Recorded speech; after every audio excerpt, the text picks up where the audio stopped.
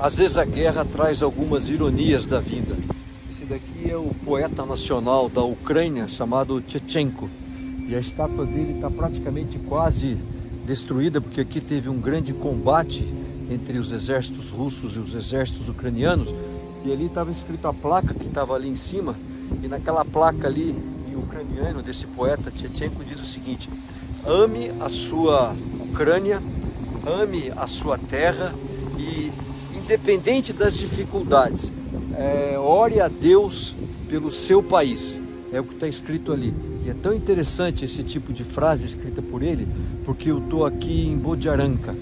Esse aqui foi um dos lugares onde a gente teve uma das mais graves batalhas, e vários edifícios eles foram destruídos. E quando eu vejo essas cenas aqui de Bodiaranka, dessa cidade, eu vejo às vezes muito cristãos ficarem dizendo: mas como pode no século 21 acontecer isso? Nós, como cristãos, temos que entender pelo coração cristão que essas coisas que a gente está vendo aqui, elas são coisas do coração humano. Nós não temos diferença nenhuma de Churchill ou Lincoln, grandes líderes de séculos passados que também enfrentaram a guerra. Então a natureza humana, ela leva a esse tipo de situação. E como cristãos, por isso que nós temos que estar próximo de Deus, nós precisamos da palavra para que essas coisas realmente elas não aconteçam. Existiu um historiador grego chamado Tucídides, e ele foi uma testemunha ativa da guerra entre Esparta e Atenas. Ele escreveu uma obra monumental que se chama A História da Guerra do Peloponeso.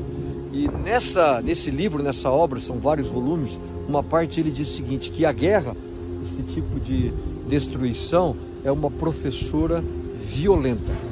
E violenta no sentido de mortes, de perdas. Aliás, uma professora que a gente esquece.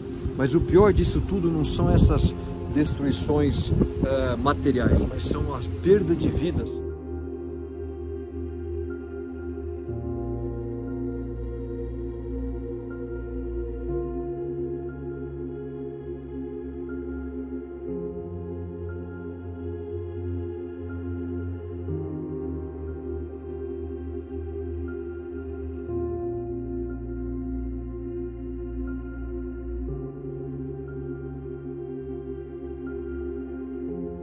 Agora eu estou aqui em Bucha, aqui é uma igreja ortodoxa, e aqui também foi uma das cidades ocupadas pelo exército russo, e o pastor dessa igreja, ele encontrou diversos cadáveres, e ficou uma cena muito triste. Foi aqui nesse jardim, onde inúmeros cadáveres eles foram colocados, e aqui que eles faziam a identificação desses cadáveres. Então esse é um dos resultados desse tipo de guerra e de combate, mas não só as consequências dessas perdas humanas, mas se você olhar aí, por exemplo, no gráfico, você vai ver que a produção de milho desse ano da Ucrânia, ela vai cair de 42 para em torno de 25, 27 milhões de toneladas de milho. Se você ver nesse gráfico, a maioria dos países que compram esse milho são países africanos.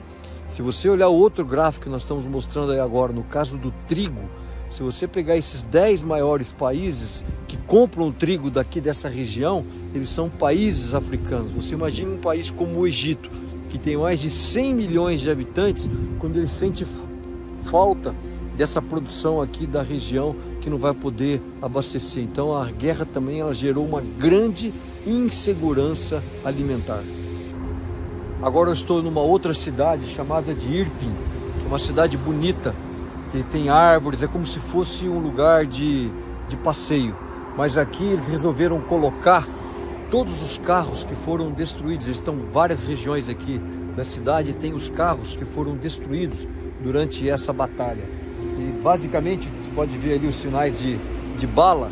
Todos os motoristas, aqui era, por exemplo, um ônibus escolar, você vê várias outras coisas aqui, ó, foram mortos. A maioria desses carros, então, eles tinham pessoas que infelizmente faleceram nessa estupidez dessa guerra. E hoje eles vêm aqui e acabam pintando flores, um sinal de esperança. Então esse é o problema da guerra, que às vezes a gente não consegue imaginar né? E não só isso, se você olhar aí, o problema da guerra, ela tem uns efeitos indiretos, como você pode ver pela queda, por exemplo, do plantio desse ano na Ucrânia. A última declaração do ministro da Agricultura, ele está prevendo aí uma queda de 18%, como você pode estar observando aí por esse gráfico. E pior são essa perda aí de vidas humanas que você pode reparar. Uma cidade civil que não tenha nenhum propósito militar, essa barbaridade do que aconteceu aqui na Ucrânia. E é realmente muito triste, não apenas esses carros queimados, mas às vezes carros assim, ó, que você vai encontrar que eram carros que estavam andando na rua e eles foram baleados pelo exército russo e as pessoas acabaram morrendo, né? Que é o que você pode ver aqui, por exemplo, ó, rapidamente o que aconteceu. Assim, essa questão da guerra não é só perda também material, essa triste perda de vidas humanas, mas principalmente as consequências, como a gente mostrou nesse vídeo e em vários outros locais, da desestruturação do sistema produtivo da Ucrânia, o celeiro da Europa, em fornecer esses alimentos, principalmente para os países africanos. Essa é uma consequência indesejável que a guerra tem trazido.